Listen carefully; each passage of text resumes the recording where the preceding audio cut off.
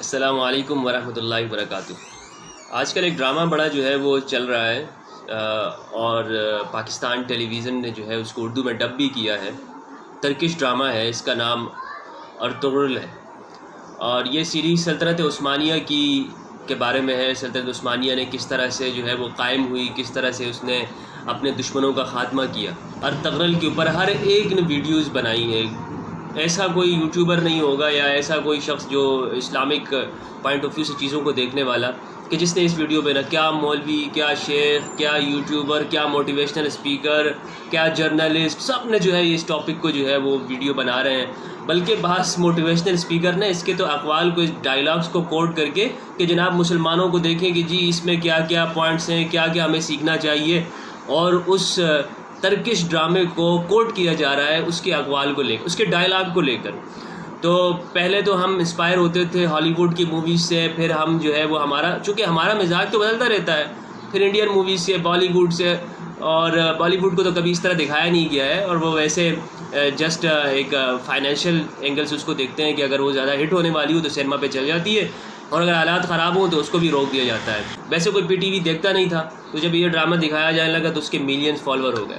اور پھر اس ڈرامے کے اندر جو چیز دکھائی جا رہی ہے جس میں تلواروں کی جھنکار اور فتوحات، غزوات، میں صرف اتنی یہ بات اس پہ کہنا چاہوں گا کہ اس ویڈیو کے بنانے کا مقصد یہ ہے کہ اس میں اصل حقیقت بھی نہیں دکھائی جا رہی، اور تاریخ کا مطالعہ، تاریخ سے جو ہے ہم جس طرح کھلواڑ کرتے ہیں ہسٹری کے ساتھ، ہم لوگ خاص طور پر، وہ شاید ہی دنیا میں کوئی کرتا ہوگا۔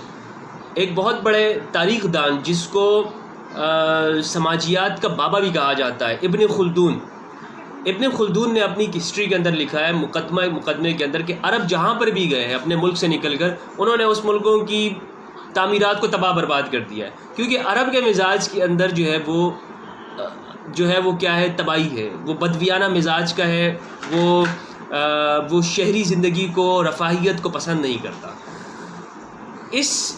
لیکن ہم کیا کرتے ہیں، ہم ابن خلدون کو بس صرف اس کی جو چند اگر ہسٹری کے اندر کچھ چیزیں بیان کی ہوں تو ہم اسے لے لیتے ہیں، اور اس کی جو اس نے انالائسس کیا، تجزیہ کیا، اسے نہیں دیکھتے ہیں۔ اچھا، یہ جو ترکش جو ڈرامہ جس کے اوپر ارطغرل ہے، جس کے اندر ایک شخصیت ہے جس کو سلطنت عثمانیہ کا بانی بھی کہا جا رہا ہے کہ جی سلطنت عثمانیہ جو عثمانی امپائر تھی اس کے قائم کرنے والے، اس کے بارے میں چند چیزیں آپ کو بتاتا چلوں۔ میں واضح موقف رکھتا ہوں کہ جتنی بھی جو غزوات، جو فتوحات یا جو ہماری مسلم امپائر جو گزری ہیں وہ مسلم تھی، اس کا اسلام کے ساتھ اس کو نہیں جوڑا جانا چاہیے۔ اسلام کے ساتھ جوڑنے سے مقصد یہ کہ اس کے ماننے والے تو مسلمان تھے، کلمہ پڑھتے تھے، لیکن وہ اسلام کے آئیڈیل نہیں تھے۔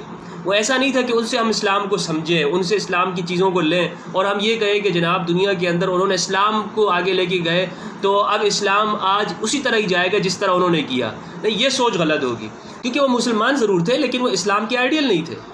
اسلام جو ہے وہ پروفٹ محمد صلی اللہ علیہ وسلم کی زندگی کے اندر ہے، یا قرآن کے اندر ہے، یا اہل بیت کے اندر، یا اصحاب کرام کے اندر۔ اس کے بعد جو ہے وہ مسلم نے اپنی حکومت قائم کی ہے۔ خود یہ سلطنت عثمانیہ کے اندر جو سلجوقیوں کی جانے کے بعد جو قائم ہوئی، سلجوقی جو سردار جو تھا ارطغرل بیگ، اس نے 447 کے اندر بغداد میں شیخ ابو عبداللہ الجلاب کا قتل کیا، اس کو ذبح کیا۔ کیونکہ صرف وہ شیعہ تھا، شیعوں کا قتل عام کیا انہوں نے۔ تو یہ مسلم امپائر تھی، اور خاص طور پر یہ آپس میں ٹکراتے رہتے تھے۔ یہ شیعہ سنی، اس دور کے اندر فاطمیین مصر کو ختم کیا گیا، مصر کے اوپر شیعوں کی حکومت تھی اور وہ مسلم تھے، ان کو ہٹایا گیا۔ صلاح الدین ایوبی نے فاطمیین مصر کی وہاں پر حکومت ختم کی۔ تو فاطمیین مصر کون تھے؟ مسلم تھے نا، مسلم تھے لیکن شیعہ تھے، ٹکراتے رہتے تھے، یہ آپس میں ایک دوسرے کے خلاف جنگیں لڑتے تھے۔ اور پھر سلجوکیوں نے بھی وہاں پر جو ہے وہ شیعوں کے خلاف اٹیک کیا۔ اسی طرح جناب الپ ارسلان نے اپنی زندگی کا یہ مقصد بنا لیا تھا کہ وہ مصر سے فاطمیین کی حکومت کا خاتمہ کریں گے، شیعوں کی۔ فاطمیین کون ہوتا ہے؟ یہ آغا خانی اسماعیلی جو شیعوں کا ایک فرقہ ہے، اور پھر وہ وہاں سے جو ہے وہ دنیا بھر کے اندر وہ لوگ چلے گئے۔ عثمانیوں کا ایک حاکم گزرا ہے، سلطان سلیم اس کا نام ہے۔ اس نے ایک خط بھیجا ایران کے اوپر، اس وقت میں شیعوں کی، صفیوں کی حکومت قائم تھی، تو اسے خط میں لکھ کے بھیجا کہ جناب آپ مرتد ہو چکے ہو، آپ کا اسلام سے کوئی تعلق نہیں ہے، آپ اسلام سے نکل چکے ہو اور تمہارا وقت قریب آ گیا ہے اور میں تمہارے خلاف لشکر لے کے آؤں گا۔ اس کے جواب میں اس صفی شیعہ ایرانی حاکم نے صرف اتنا کیا کہ ایک خط کے اندر جو ہے وہ افیون لپیٹ کر، لفافے میں افیون لپیٹ کر اسے بھیج دی، تو اس اور ساتھ میں لکھ دیا کہ مجھے لگتا ہے کہ تم نے جو خط مجھے بھیجا ہے وہ یہ کھانے کے بعد جو ہے وہ مجھے خط لکھا تھا، یعنی تم افیون کے نشے کے اندر مبتلا ہو کر، افیون کے نشے میں تم نے مجھے یہ خط لکھا ہے کہ میرا اسلام سے کوئی تعلق نہیں ہے۔ تو یہ جو آج ہمیں یہ کہا جاتا ہے کہ جی اسلام کی جنگیں تھیں، اسلام کے لیے، ایسا نہیں ہے۔ وہ آپس میں ان کے نزدیک اگر اس کو واضح اگر ہم کرنا چاہیں تو صرف اور صرف یہ تھا کہ جناب کس کی زیادہ ملک اس کے کنٹرول میں ہے، کس کا نام خطبے میں پڑھا جاتا ہے، لوگ کس کے ماتحت زیادہ ہیں، یہ تھا۔ اور آپس میں لڑتے رہے، ایک دوسرے کا قتل کرتے رہے شیعہ سنی کے نام پر، اور اسی دور کے اندر جو انہوں نے پھر تصنیفات کی جو کتابیں لکھی گئیں اس میں ایک دوسرے کے خلاف نفرت بھری گئی، اور آج تک جو ہے وہ کتابیں پھر مدرسوں کے اندر پھر چل رہی ہیں، اور لوگ پھر اسے پڑھ کر کہ جی یہ زندیق ہیں، معتزلی فلاں ہیں، شیعہ فلاں ہیں، اور اسی کو لے کر آج ہم اس کا خمیازہ بھگت رہے ہیں۔ اور جہاد تو بھائی ایک بہت بڑے مقدس، ایک پاکیزہ صاف ستھرے عمل کا نام ہے، انسانیت کے لیے قربانی دینے کا نام ہے، انسانیت کے لیے خدمت کا۔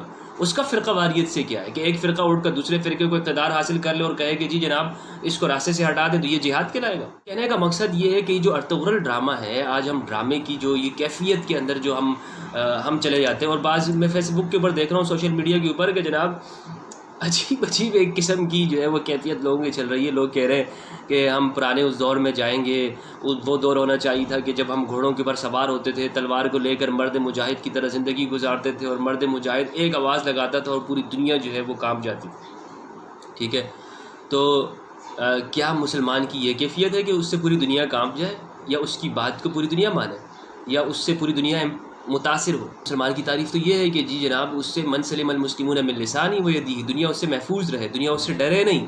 یہ کہاں سے ذہن میں بنا لیا ہے کہ جناب مسلمان تو وہ ہوگا کہ جب وہ دنیا اس سے ڈرنے لگ جائے، کانپنے لگ جائے؟ غلط تعریف ہے، غلط چیز لوگوں کو بتائی گئی ہے۔ مسلم وہ ہے کہ جس سے دنیا محبت کرنے لگے، محبت فاتح عالم۔ دنیا ان فاتحین سے محبت نہیں کرتی، ان غازیوں سے کہ جنہوں نے ملکوں کے اوپر چڑھائی کی، بلکہ ان سے محبت کرتی ہے جنہوں نے امن اور محبت اور انسانیت کا پیغام دنیا کو دیا۔ جہاد کے لیے جو تیار کیا جا رہا ہے، جہاد کے لیے جو بتایا جا رہا ہے، موٹیویشنل اسپیکر، مولوی حضرات، شیخ، سارے جو ہے وہ ارطغرل جناب، جیسا کہ کوئی بہت، اور ان کی اپنی زندگی دیکھیں آپ، سوشل میڈیا پہ جو دیکھنے والے لوگ ہیں ان کی اپنی زندگی دیکھیں، سیکولر زندگی ہے ان کی۔ خود کیوں نہیں جہاد کر لیتے؟ خود کیوں نہیں جناب جو ہے وہ تلوار اور لے کے جو ہے وہ چڑھائی کر لیتے؟ یا صرف جو ہے وہ لوگوں کو اپنی زندگی کچھ اور گزارتے ہیں اور لوگوں کو تیار کرتے ہیں جہاد کے لیے؟ تو میں یہ عرض کروں گا کہ آپ لوگ تاریخ کی اسٹڈی کریں، تاریخ کا مطالعہ کریں، تاریخ کو پڑھتے کیسے ہیں، ہوتی کیا چیز ہے، اس کی اصول ہیں۔ آپ اس کو ایسے نہیں پڑھنا چاہیے جس طرح کہ ہم ایک ڈرامے کو دیکھ کر جی جناب وہ شاندار دور آ گیا، شاندار دور میں ہم ایسے تھے، اور جناب علی ہمارے کچھ کتابوں کے اندر بھی جا کے اترے، کتابوں کو بھی مطالعہ کریں، کچھ کھنگالیں، تھوڑا سا وقت لگائیں، اور کتابیں نہیں پڑھ سکتے گوگل اور یوٹیوب کر لیں، گوگل پہ بھی جا کے دیکھ لیں، وہاں پہ بھی کتابیں جو ہے وہ ویکیپیڈیا کی جا کے پڑھ لیں۔ اس کو پڑھنا ہے نہیں، بس صرف سنی سنائی باتیں اور ایک فکشن چیز کے اوپر جو ہے، چونکہ ہماری جو سوچ، جو مائنڈ سیٹ ہے وہ فکشن ہے، کہ ہمیں تصورات کے اندر رکھا گیا ہے۔ ہم ایسے تھے، ہمارے آباء و اجداد ایسے تھے، اور ہم نے دنیا کے اندر رول کیا، پوری دنیا بھر کی سائنس تو ہماری ہے۔ اچھا سائنس ہماری ہے تو پھر ہم نے ان سائنسدانوں کے اوپر جنہوں نے سائنس کے اوپر کتابیں لکھی ہیں، الخوارزمی نے، رازی نے، ان کے اوپر فتوے کیوں لگائے؟ اس دور کے اندر جس نے اڑنے کے لیے کہ انسان اڑ سکتا ہے کہ نہیں اڑ سکتا، اس کے جنازے کو حرام، اس میں شرکت کو حرام کس نے کہا تھا؟ علماء نے ہی کہا تھا۔ ابن رشد کی کتابیں کس نے جلائی ہیں؟ اور یہ ابن سینا، کس نے انہیں کافر اور مرتد لکھا ہے؟ پڑھیں، تھوڑا سا پڑھنا چاہیے۔ بہت شکریہ۔